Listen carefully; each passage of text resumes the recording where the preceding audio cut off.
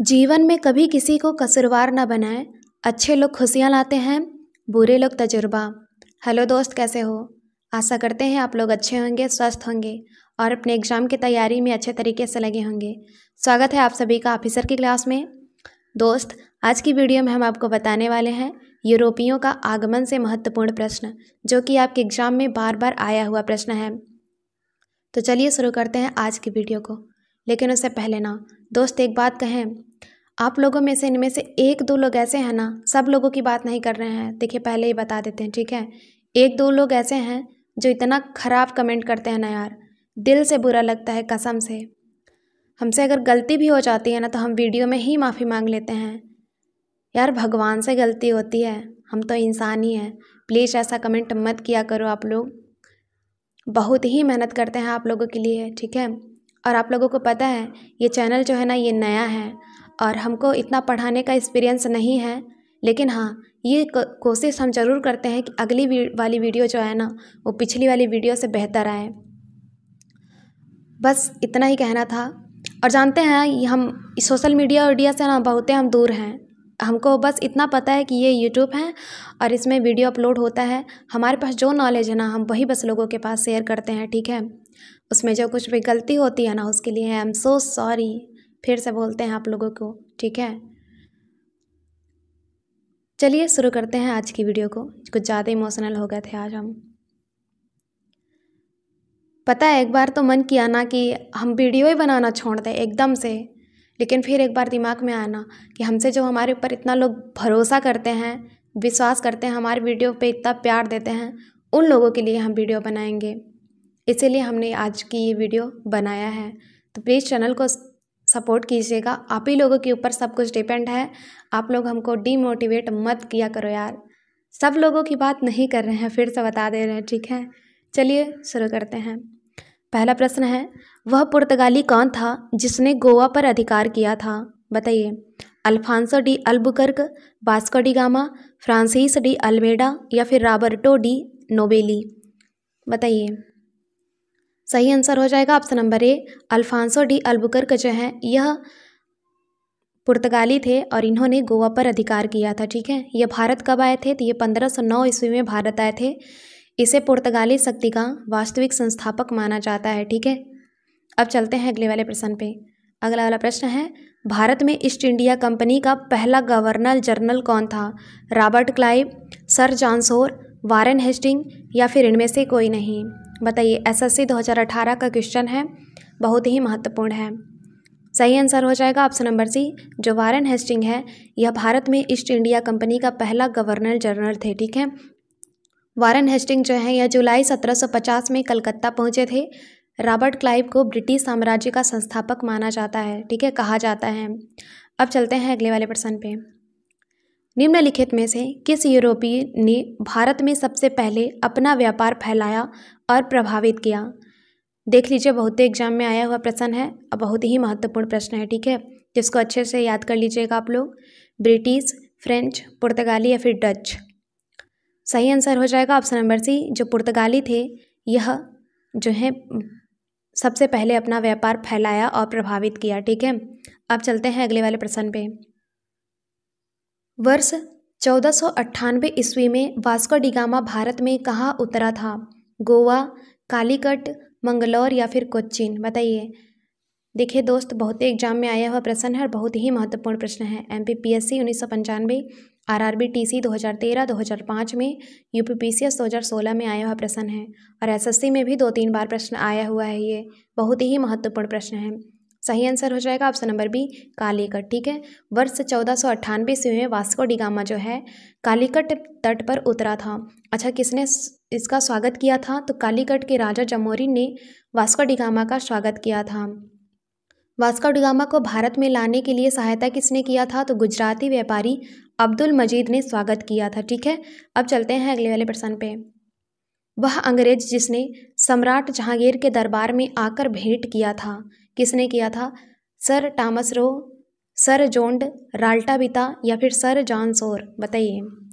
सही आंसर हो जाएगा ऑप्शन नंबर ए, सर टॉमस रो जो थे यह जहांगीर के दरबार में आकर भेंट किए थे। ठीक है, और यह भारत कब आए थे, तो यह 1616 ईस्वी में भारत आए थे। ठीक है, अब चलते हैं अगले वाले प्रश्न पे। गोवा, दमन और दीव का उपनिवेशीकरण मूल्य तय किया गया था किसके द्वारा? डच द्वारा, अंग्रेजों द्वारा, फ्रांसीसियों द्वारा या फिर पुर्तगालियों द्वारा? आरआरबी एएसएम जेजे 2005 का क्वेश्चन है। सही आंसर हो जाएगा ऑप्शन नंबर डी, पुर्तगालियों द्वारा। ठीक है, ऑप्शन नंबर डी, पुर्तगालियों द्वारा गोवा, दमन और दीव का उपनिवेशीकरण मूल्य तय किया गया था। ठीक है, अब चलते हैं अगले वाले प्रश्न पे। अल्बुकर्क ने गोवा को 1510 ईस्वी में किससे छीना था? राजा जमोरिन से, बीजापुर के सुल्तान से, फ्रांस से या फिर इंग्लैंड से? आरआरबी एएसएम जीजी 2005 का क्वेश्चन है, बताइए। सही आंसर हो जाएगा ऑप्शन नंबर बी, बीजापुर के सुल्तान से। ठीक है, अब चलते हैं अगले वाले प्रश्न पे। भारत तक समुद्री मार्ग की खोज की गई थी किसके द्वारा? डचों द्वारा, पुर्तगालियों द्वारा, अंग्रेजों द्वारा या फिर फ्रांसीसियों द्वारा? बताइए। तो आपका सही आंसर हो जाएगा ऑप्शन नंबर बी, पुर्तगालियों द्वारा। ठीक है, भारत तक समुद्री मार्ग की खोज की गई थी पुर्तगालियों द्वारा। किसने किया था? वास्को डी गामा ने किया था। ठीक है, अब चलते हैं अगले वाले प्रश्न पे। ब्रिटिशों ने भारत में सूरत में अपनी पहली फैक्ट्री स्थापित करने की अनुमति निम्नलिखित में से किससे प्राप्त किया था? अकबर से, जहांगीर से, शाहजहां से या फिर औरंगजेब से? बताइए। आरआरबी टेक 2005, यूपीएससी 2008 और 2009 में आया हुआ प्रश्न है, बहुत ही महत्वपूर्ण है। सही आंसर हो जाएगा ऑप्शन नंबर बी, जहांगीर से। ठीक है, तो जहांगीर से ब्रिटिशों ने भारत में सूरत में अपनी पहली फैक्ट्री स्थापित करने की अनुमति प्राप्त किया था। ठीक है, अब चलते हैं अगले वाले प्रश्न पे। भारत में समुद्री मार्ग की खोज किसने किया था? हमने आपको बता दिया है, ऑप्शन नंबर बी सही हो जाएगा, वास्को डी गामा ने किया था भारत में समुद्री मार्ग की खोज। ठीक है, अब चलते हैं अगले वाले प्रश्न पे।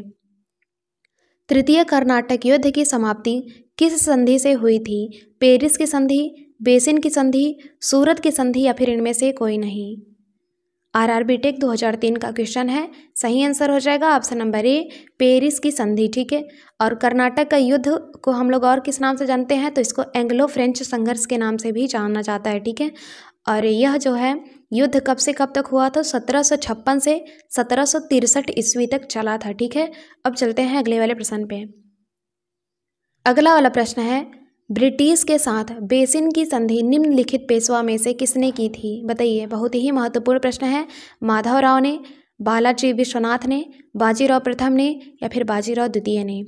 दोस्त सही आंसर हो जाएगा ऑप्शन नंबर डी, बाजीराव द्वितीय ने। ठीक है, बाजीराव द्वितीय ने बेसिन की संधि ब्रिटिश के साथ किया था। ठीक है, और यह इनका जो शासनकाल कब से कब तक था? तो 1796 से 1818 तक ये मराठा साम्राज्य के पेशवा थे। ठीक है, अब चलते हैं अगले वाले प्रश्न पे। ईस्ट इंडिया कंपनी के नेतृत्व में रॉबर्ट क्लाइव का उत्तराधिकारी निम्नलिखित में से कौन था? सीडीएस 2004 का क्वेश्चन है। बेंटिक, कार्नवालिस, हेस्टिंग या फिर वेलेस्ली?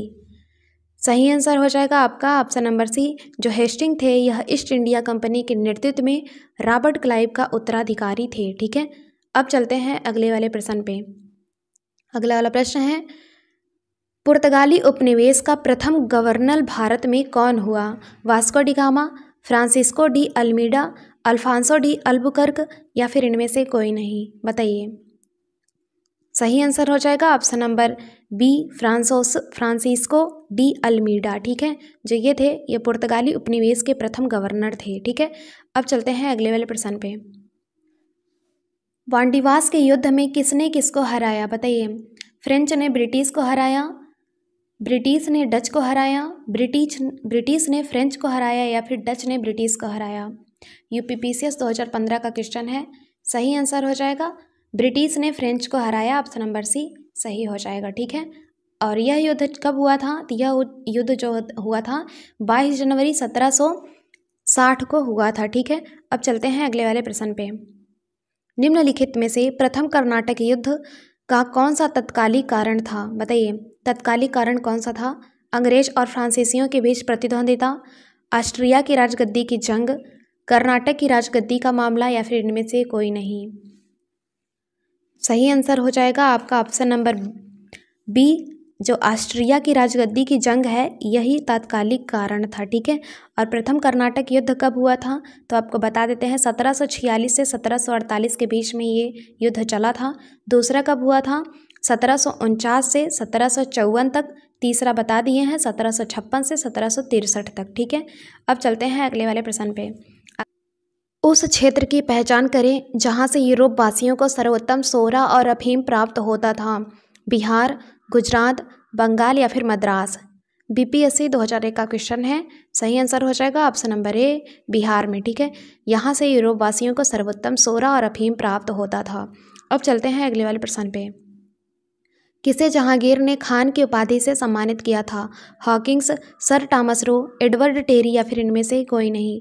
बीपीएससी 1995 का क्वेश्चन है। सही आंसर हो जाएगा ऑप्शन नंबर ए, हॉकिंस को, ठीक है। हॉकिंस को जहांगीर ने खान की उपाधि से सम्मानित किया था। अब चलते हैं अगले वाले प्रश्न पे। अगला वाला प्रश्न है, भारत में 1612 ईस्वी में अंग्रेजों ने अपनी पहली फैक्ट्री कहाँ स्थापित किया था। बहुत ही महत्वपूर्ण प्रश्न है दोस्त। गोवा, बंगाल में हुगली, आरकाट या फिर सूरत में। तो सही आंसर हो जाएगा ऑप्शन नंबर डी, सूरत में, ठीक है। जो भारत में 1612 ईस्वी में अंग्रेजों ने अपनी पहली फैक्ट्री सूरत में स्थापित किया था, ठीक है। अब चलते हैं अगले वाले प्रश्न पे। निम्नलिखित में से किस एक शासक ने ईस्ट इंडिया कंपनी की दीवानी प्राप्त की थी। वह था फर्रुखसियर, शाह आलम प्रथम, शाह आलम द्वितीय या फिर इनमें से कोई नहीं, बताइए। तो सही आंसर हो जाएगा आपका option number C, Shah Alam द्वितीय, ठीक है।